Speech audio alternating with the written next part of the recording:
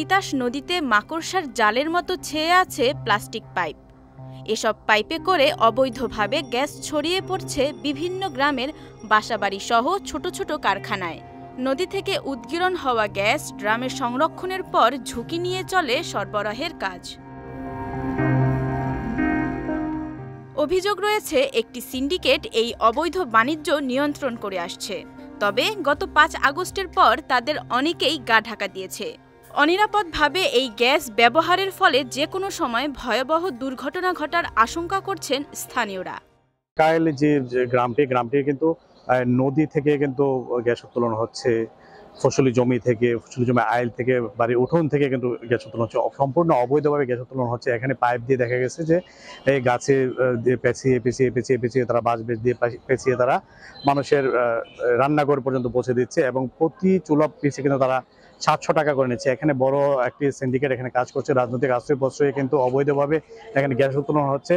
এইভাবে যদি চলতে থাকে যে কোনো সময় কিন্তু এখানে বড় ধরনের দুর্ঘটনা ঘটতে পারে এবং এখানে যদি দুর্ঘটনা ঘটে তাহলে কিন্তু পুরো গ্রামটি পুরো ছারখার হয়ে যাবে এবং এই এলাকাটি দেবে যাওয়ার সম্ভাবনা আছে। প্রশাসনের কাছে দাবি জানাই যে অনতিবিলম্বে এই গ্যাসকে সঠিকভাবে পাইপ দিয়ে এবং যে নিরাপত্তামূলক পাইপ দিয়ে এই গ্যাস মানুষের বাড়িতে বিতরণ করা হোক।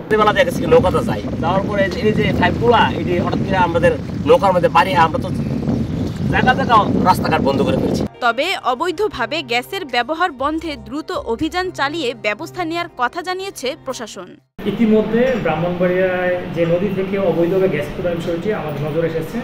ইতিমধ্যে আমি ব্রাহ্মণবাড়িয়া অতিরিক্ত ম্যাজিস্ট্রেট স্যারের সাথে কথা বলেছি।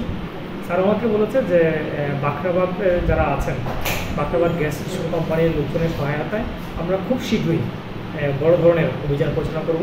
কোনোভাবে অবৈধভাবে এই রিস্কি বিষয়ে গ্যাস উত্তোলনটাকে আমরা কাম্য করি না। এই অবৈধ কাজটা যে কোনো প্রভাবশালী মহলই করুক না কেন, আমরা আমাদের প্রয়োজনীয় আইনগত ব্যবস্থা নিব। আমরা হয়তো খুব শিগগিরই এই ক্ষেত্রে মোবাইল কোর্ট পরিচালনা করা হবে।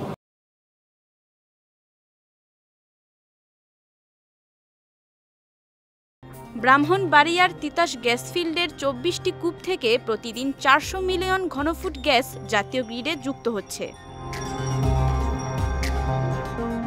বিজয় টিভি নিউজ ডেস্ক।